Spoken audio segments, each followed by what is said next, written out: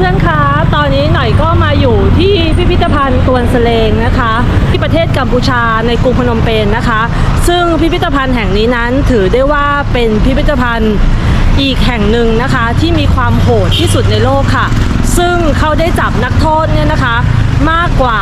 20,000 คนเนี่ยมาคุมขังแล้วก็ทรมานกันที่นี่ซึ่งมีการเสียชีวิตนะคะโดยนับคร่าวๆรวมเด็กเนี่ยอยู่ที่ประมาณ 20,000 คนเดี๋ยวหน่อยจะพาทุกคนเข้าไปดูด้านในกันค่ะ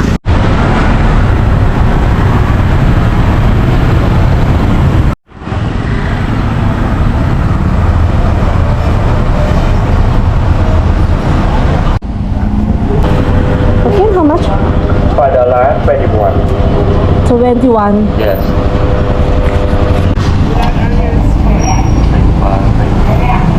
Okay. Thank you.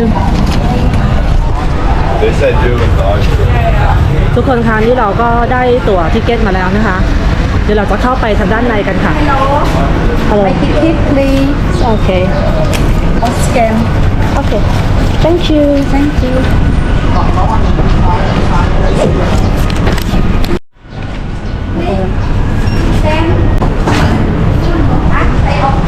พอเดินเข้ามาด้านในนะคะก็มี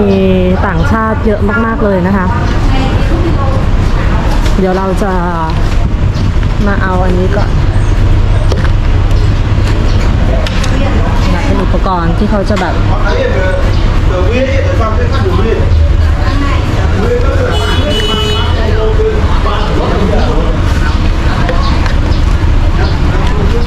ทุกคนคะเขาจะมีอุปกรณ์ในการอธิบายนะคะสถานที่ของตัวสเลงต่างๆตรงนี้นะคะเดี๋ยวหน่อยจะใส่ตัวนี้เข้าไปด้วย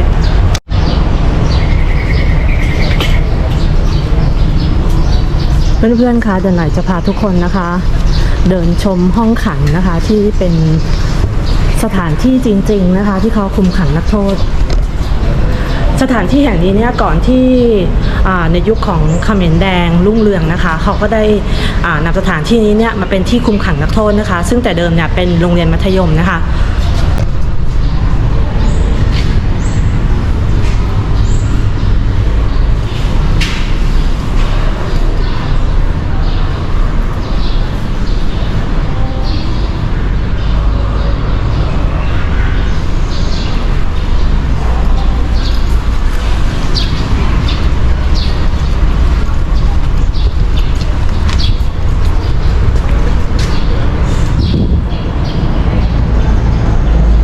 ก็จะเป็นห้องที่เขาได้มีการคุมขังนักโทษจริงๆนะคะก็จะมีภาพที่จำลองให้ดูว่าตอนที่เขาทรมานนักโทษเนี่ยคือเขาทำยังไงนะคะถ้าเพื่อนๆสังเกตเนี่ยในห้องเนี่ยจะเห็นเป็นคราบแบบดำๆต่างๆนะคะเป็นไปหมดเลยก็จะเป็นเหมือนคล้ายๆคราบน้ำเลยเนี่ยซึ่งเราคิดว่าน่าจะเป็นเหมือนกับคราบเลือดที่ตอนนักโทษโดนทรมานคือบรรยากาศของทุกห้องเนี่ยพอหน่อยเข้ามาเนี่ยมันรู้สึกถึงแบบเนี่ยความหดหู่นะคะอันนี้อย่างนี้ก็จะเป็นรูปภาพที่เขาแบบเหมือนตอนที่โดนเขมรแดงทรมานอย่างที่หน่อยบอกเนี่ยนะคะที่คุกแห่งนี้เนี่ยคือมีนักโทษอ่ะที่โดนทรมานจนตายประมาณ 15,000 คนอันนี้คือยังไม่รวมเด็กนะอาจจะประมาณเกือบ 20,000 คนด้วยซ้ำซึ่งเขาให้สมญานามเลยนะว่าเป็นคุกที่มีทางเข้าแต่คุกที่ไม่มีทางออกนะคะคือเอาเป็นว่าใครที่โดนจับเข้ามาในนี้ตายทุกคนนะคะอันนี้จะเป็นทางขึ้นไปบริเวณชั้น 2นะคะ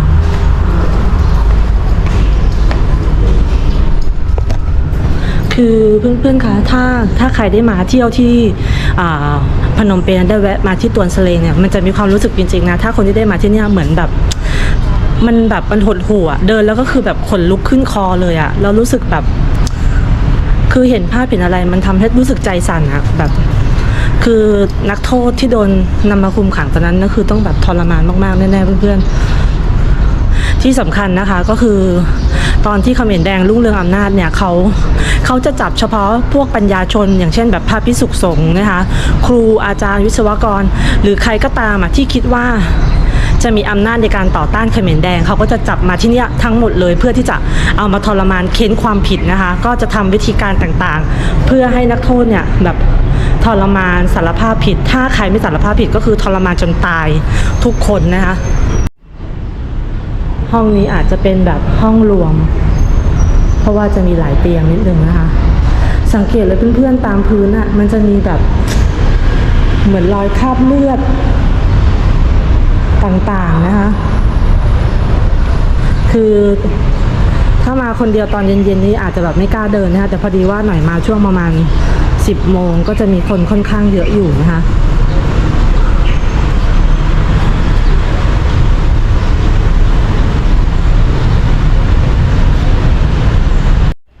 อันนี้เราจะเดินขึ้นไปบริเวณชั้น3นะคะ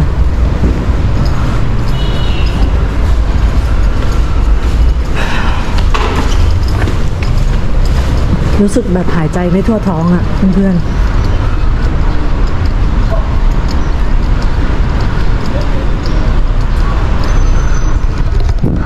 แล้วในข้างล่างนะคะเขายังเขียนบอกไว้ด้วยนะว่าแบบ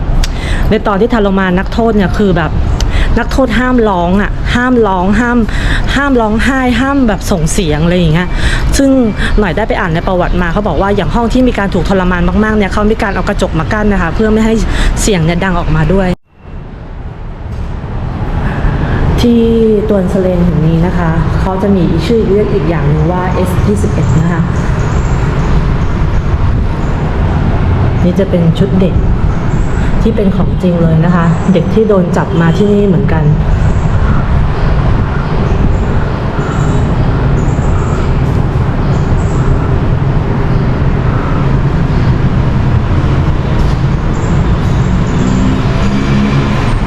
ซึ่งดูจากไซส์ชุดของเด็กแล้วเนี่ยคือเด็กยังแบบเล็กมากนะทุกคน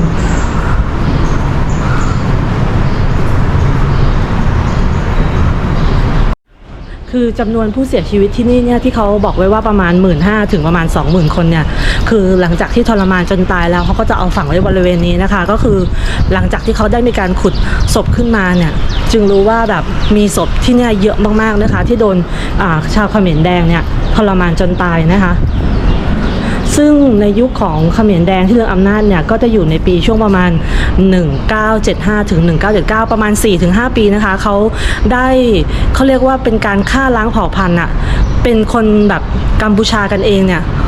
ตายไปถึงประมาณ3 ล้านคนกันเลยนะคะเรียกได้ว่าเกือบจะล้างกันถึงครึ่งประเทศเลยก็ว่าได้นะคะ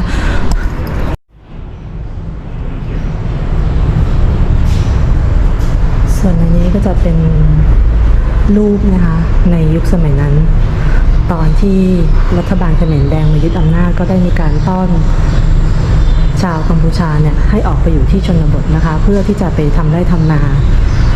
ต่างๆเนี่ยเพื่อที่จะส่งเสบียงมาให้กับรัฐบาลเขมรแดงนะคะ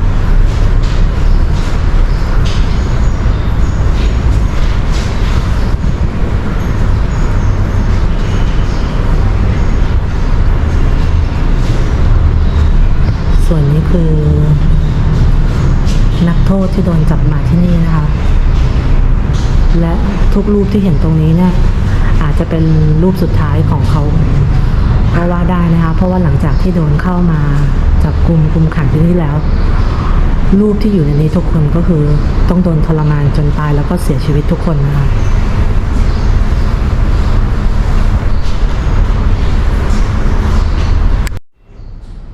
นี่คือหลังจากที่เขาได้มีการขุด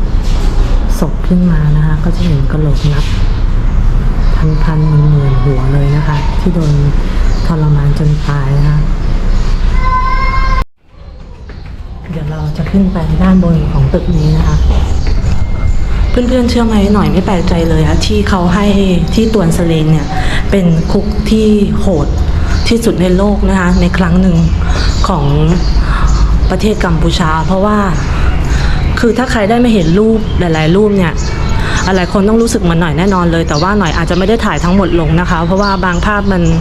ค่อนข้างแบบเซนซิทีฟถ้าเอามาลงให้ทุกๆคนได้ดูนะคะถ้าเอาเป็นว่าใครมีโอกาสที่ได้มาที่พนมเปญก็ลองแวะมาที่พิพิธภัณฑ์ตวนสเลงกันดูแล้วกันนะ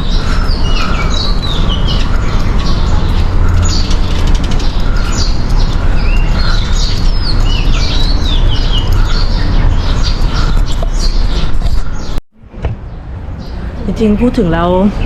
ก็น่าตลดใจเนาะเพราะว่าจริงๆกัมพูชาก็เป็นอาณานิคมของฝรั่งเศสหลังจากหมดการปกครองของฝรั่งเศสเราก็คิดว่าประเทศเขาน่าจะได้อยู่กันแบบสงบสุขกับกลายเป็นว่ามันเกิดการยึดอำนาจกันเองของคนในประเทศเดียวกันนั่นก็คือกลุ่มรัฐบาลเขมรแดงนะคะก็กลับกลายเป็นว่าเขาต้องมาอยู่กันแบบทุกข์ทรมานนะกันอีกถึง5 ปี 4-5 ปีนะคะซึ่งคนที่โดนจับไปเนี่ยที่จะต้องไปใช้แบบแรงงานพวกปลูกข้าวหรือว่าทำพืชทำไร่ทำสวนเนี่ยก็จะได้รับข้าวกินแค่วันละ2 มื้อเท่านั้นนะคะซึ่งก็จะเป็นเหมือนเศษข้าวอ่ะที่กินไม่อิ่มคนส่วนใหญ่ที่ตายเกือบ3 ล้านคนเนี่ยน่าจะเป็นเพราะว่าตายมาจาก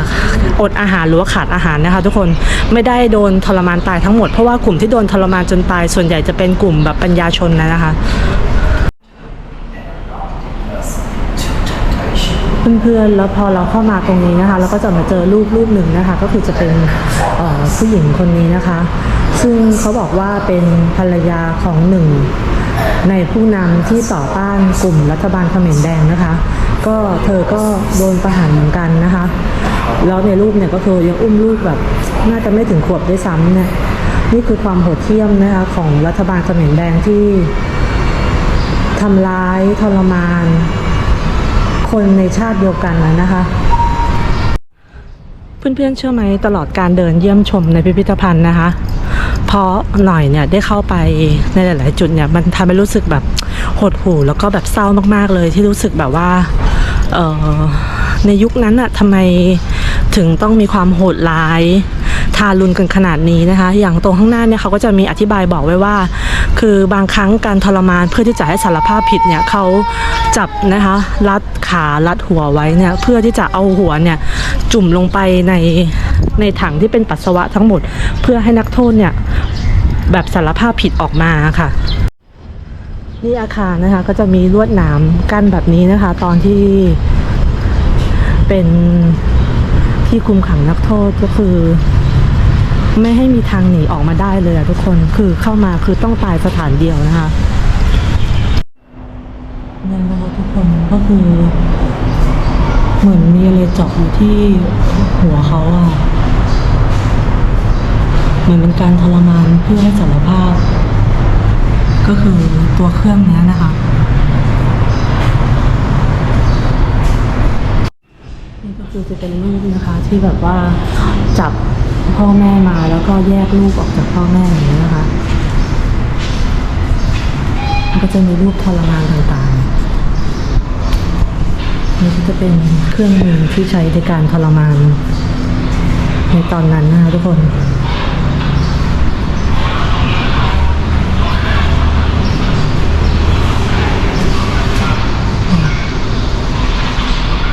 เอาหัวจุ่มลงไปในน้ำปัสสาวะนะคะใช้วิธีการเคี่ยนตีเพื่อสารภาพผิด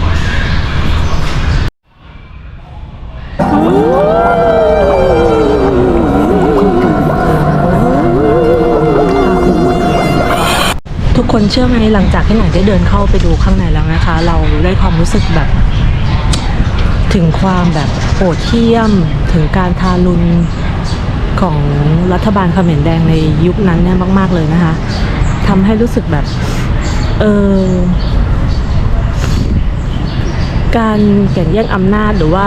สงครามเนี่ยมันทำให้มีแต่การสูญเสียนะคะมีแต่ความเจ็บปวดอะไรต่างๆเนี่ยมากมายเลยแล้วยิ่งพอได้ไปเห็นรูปที่แบบมีการพากพ่อพากแม่อย่างเงี้ยเด็กก็คือเด็กเป็นเด็กที่แบบเด็กมากนะคะไม่ได้เป็นเด็กแบบโตเลยเด็กยังไม่ถึงขวบด้วยซ้ำคือพอเราได้เดินเข้าไปเรารู้สึกถึงความแบบรู้สึกแย่มากๆเพื่อนๆแบบรู้สึกเศร้าบอกไม่ถูกเลยนะคะคืออย่างน้อยๆที่เขาทำพิพิธภัณฑ์ตรงนี้ขึ้นมาเพราะเขาต้องการที่จะให้ชาวกัมพูชารุ่นหลังเนี่ยได้เห็นถึงบทเรียนนะคะแล้วก็ไม่อยากให้เหตุการณ์แบบนี้มันเกิดขึ้นอีก